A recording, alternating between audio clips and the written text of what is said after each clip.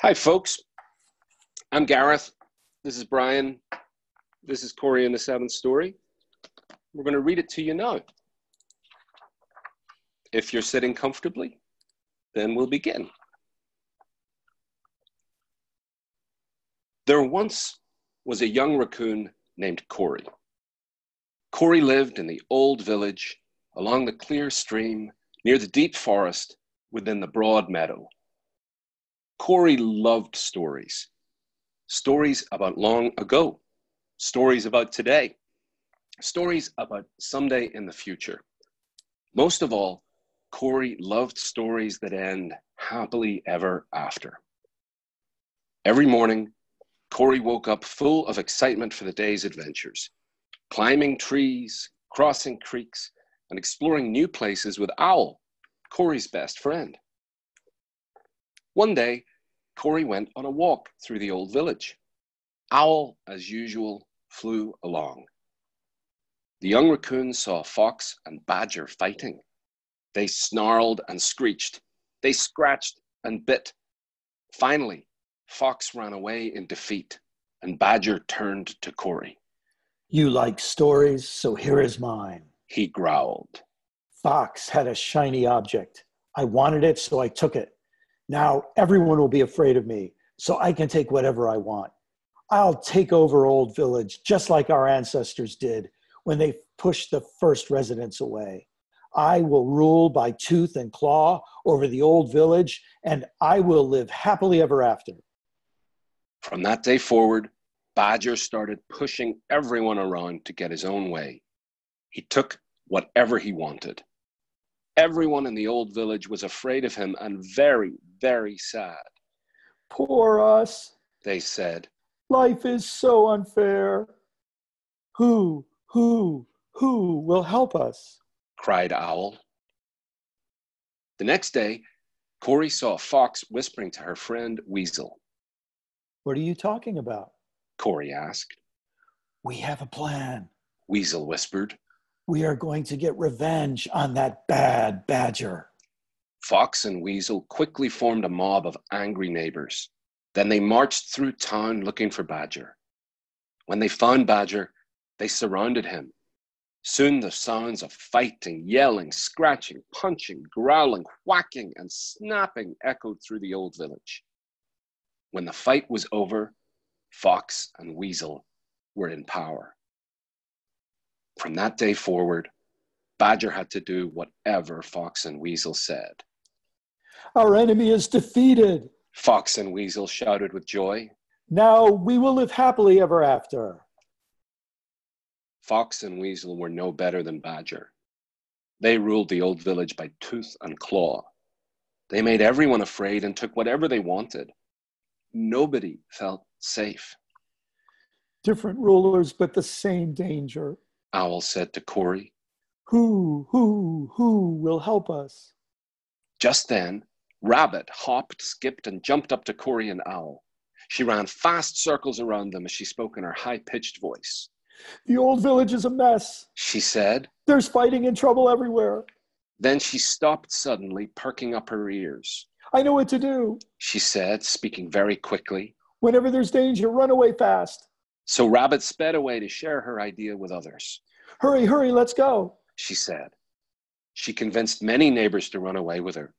They hopped, flew, jumped, and scampered through the broad meadow and crossed over the clear stream. They built a new neighborhood on the other side. They even put up a great big wall to keep everyone else out. "Now we will live happily ever after," Rabbit squealed. A few weeks later, Cory and Owl went to visit them. "What's new? What's your story?" Cory asked. "Are you living happily ever after?" No, we're not happy at all," Rabbit said. "We moved to a new place, but we brought our old stories with us. Some of us are acting like Badger, ruling over others. Some are acting like Fox and Weasel, making plans to overthrow the rulers. Now we are even worse off than before, trapped behind this great big wall. Life is so unfair," Rabbit said, hardly taking a breath. Then she blinked 3 times, and a big tear formed in her right eye and moved slowly down her face. We jumped from one mess into another. What can we do now? Rabbit asked, quivering. Then we can run our problems together.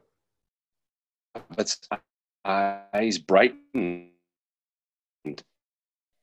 Jumped up,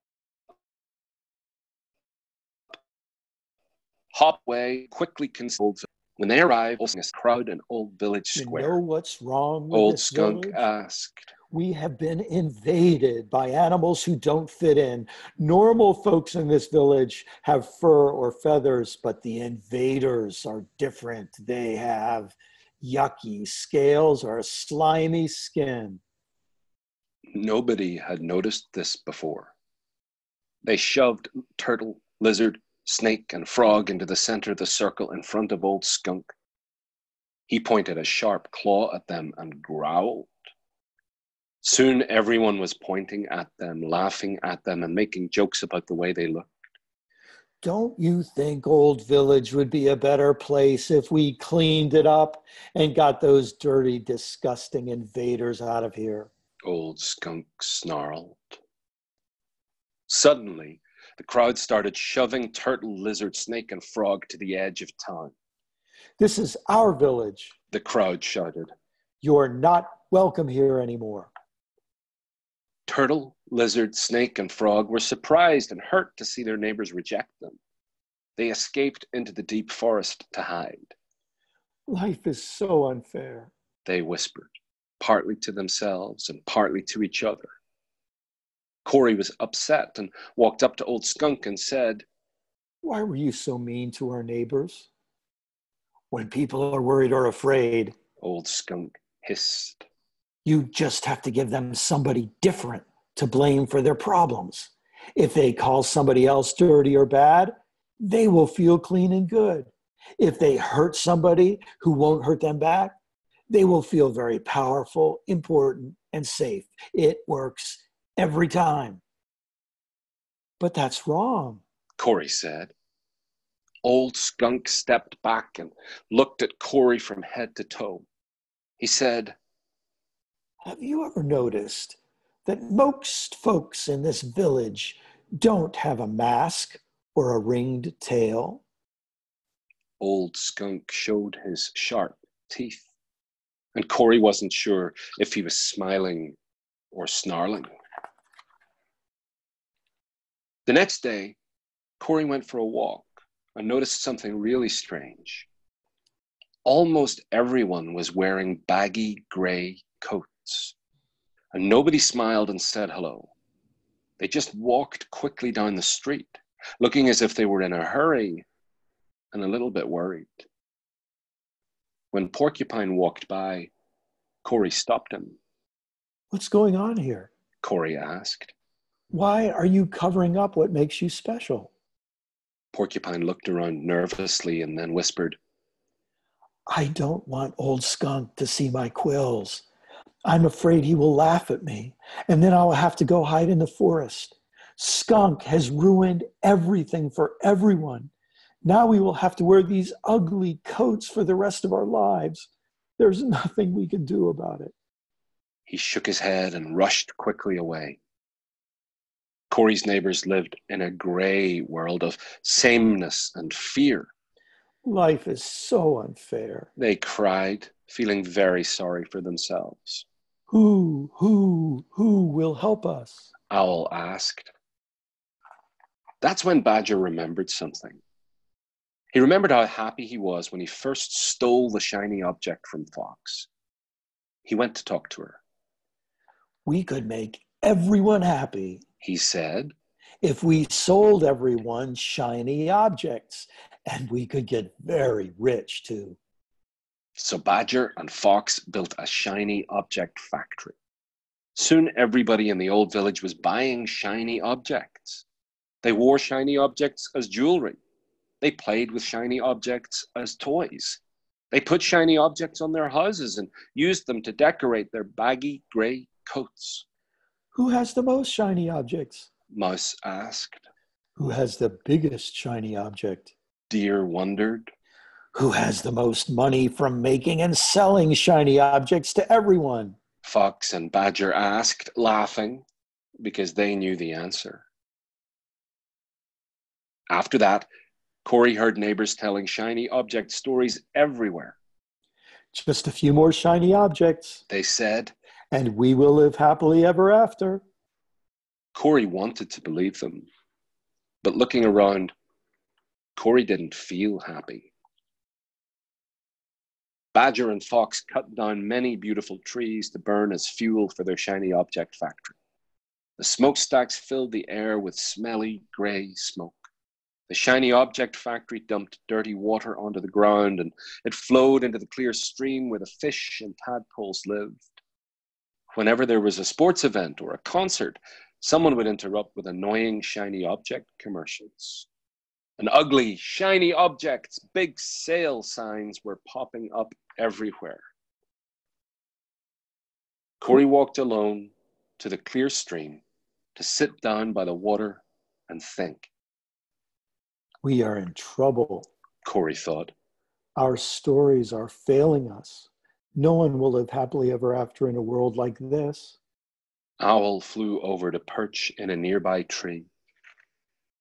They didn't say a word as they watched the water flow by and listened to its gentle music.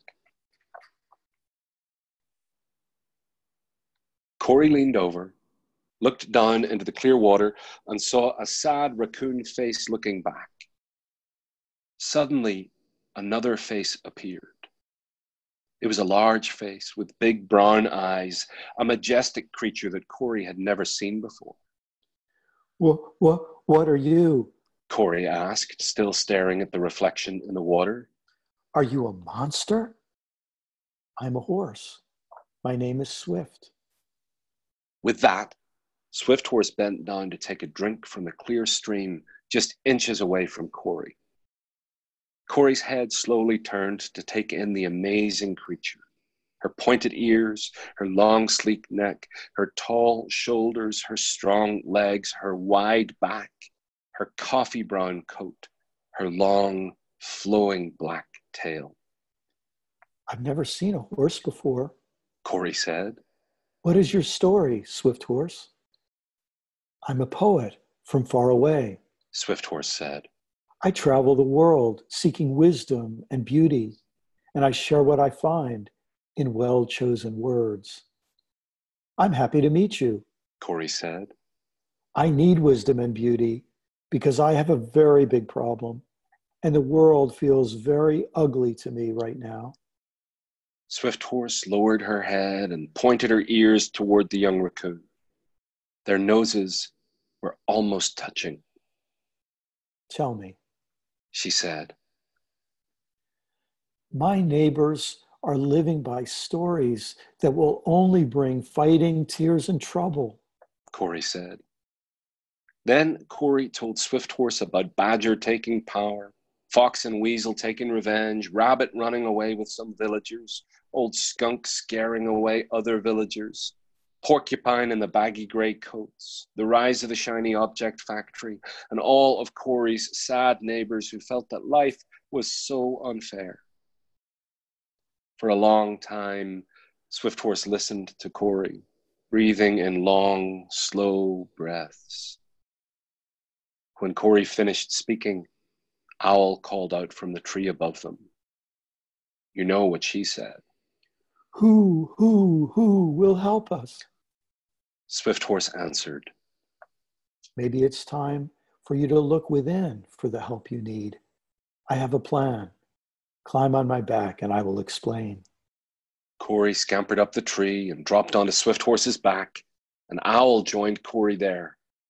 As they trotted along, Swift Horse shared her plan.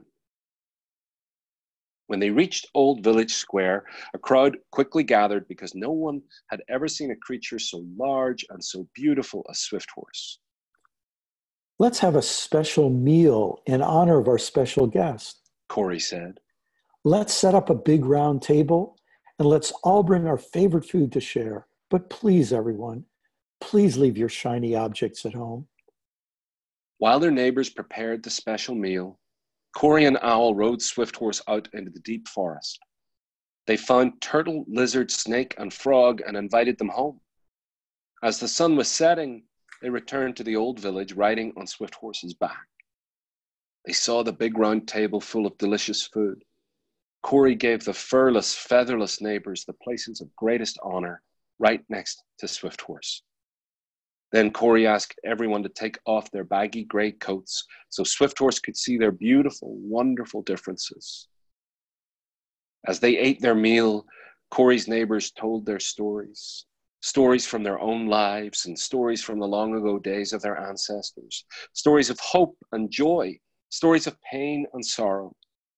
Swift Horse listened carefully to every word. After the meal, Cory turned to Swift Horse. Would you recite one of your poems for us? She nodded her head, shook her mane, looked at each guest with her big brown eyes, and began to speak. Her gentle, strong voice sounded like a song. 6 old stories wherever I go. The same 6 stories are running the show. The story of power to dominate. The story of striking back with fury and hate. The story of running to find a safe place, or pointing at others to shame and disgrace, or being stuck in self-pity for the pain we've been through, or of me having more shiny objects than you. These same 6 old stories steal freedom and laughter, so nobody lives happily ever after, but... Swift Horse began walking around the table as she continued her poem, her hooves clip-clopping to the rhythm of her words. There's a new 7th story to live by, my friends. A new 7th story without us against them. Of working for fairness in all that we do. Of refusing to strike back when others strike you. Of facing our problems and not running to hide. Of not letting differences make us divide. Of turning our pain into compassion for others. Of not wanting more than our sisters and brothers. The new 7th story that I'm speaking of is the story of peace, and the hero is love. For a long, long time, there was only the sound of the wind in the trees and Swift Horse's hooves as she circled the big round table. Swift Horse stopped walking and spoke again. My friends, the most wonderful story in the universe is the story of love growing and spreading from one heart to another. We all get to play a part in this story. There is no big or small, no short or tall, no best or worst, no blessed or cursed, no dirty or clean, no cause to be mean, no rich or poor, no reason for war. We have more than enough in the story of love. Each is for all of us and all are for each of us. This is the wisdom this new story teaches us. Eyes blinked and opened wide. Ears perked up, tails twitched, brows furrowed and feathers ruffled. All around the table, faces looked surprised and curious. Smiles began to form on many faces. Swift Horse raised her head and let out a loud whinny that echoed through the streets. Nobody had ever heard about a 7th story before. It sounded beautiful and wise to nearly everyone, except for badger, fox, weasel, and skunk. All at once, they started growling and snarling, growling and snarling. No, stop, be quiet. You're hurting our ears with your words, they shouted. Go back to where you came from. We like ruling over others by tooth and by claw. We like wearing our baggy gray coats. And most of all, we like making more and more money by selling more and more shiny objects. We will never, ever, ever have enough. And we will never, ever, ever live by your silly seventh story. Go away and never come back, you big, ugly donkey. Badger, fox, weasel, and skunk started throwing leftover food at Swifthorse, and then they threw their plates and silverware too. They snarled terrible words at her. She began walking away and then turned back, her eyes so sad yet so full of love. In her gentle but strong voice, she said, Drive the poet away, but this story will stay. Long after I'm gone, the story lives on. Her words only made them more angry. They jumped up from the table, ran toward her, and snapped at her legs. They drove her out of the village, over the broad meadow, and to the edge of the clear stream near the deep forest, snarling and growling and snapping all the way. Nobody knows for sure what happened to Swifthorse after that. Some say they hurt her. Some say they did something even worse. Whatever happened, Swifthorse has never again been seen in the old village. Since that day, Badger and Fox have been getting richer and richer, selling shiny objects. The sky is getting smoky and the stream is getting murky because of the shiny object factory. Old Skunk still says terrible things about neighbors without fur or feathers. Many feel that life is very, very unfair. But Swifthorse's seventh story is still alive in many hearts, which means that a surprise is coming. Late in the day, as the sun is setting, you can find more and more animals walking out of the old village to the stream to talk with Cory and Owl about the seventh story. Fox even joins them sometimes. They leave their shiny objects home. They take off their baggy grey coats and let their beautiful differences show. They recite Swifthorse's poem, and they all bring food and share a meal. They build a glowing fire and sit in a circle around it. After a while, Cory knows it's time to speak. Swifthorse was right. Cory says, The old stories separate the old village into us and them. Us ruling over them, us overthrowing them, us getting away from them, us bullying and rejecting them, us feeling sorry for ourselves because of them, or us having more shiny objects than them. But this is the truth. Cory says, there is no them. We are all part of one great, big, beautiful, wonderful us. We can all choose to be a part of a healing story, the story of love. This story can set us free. This story can lead to a happy ending for everyone. Who will choose the seventh story of love? Owl asks. Then Cory looks each person in the eye, just as Swifthorse did, so full of love, and asks 3 simple questions. Which stories are you living by lately? How are they working out for you? How can we live the seventh story together? They sit around the fire and talk late into the night.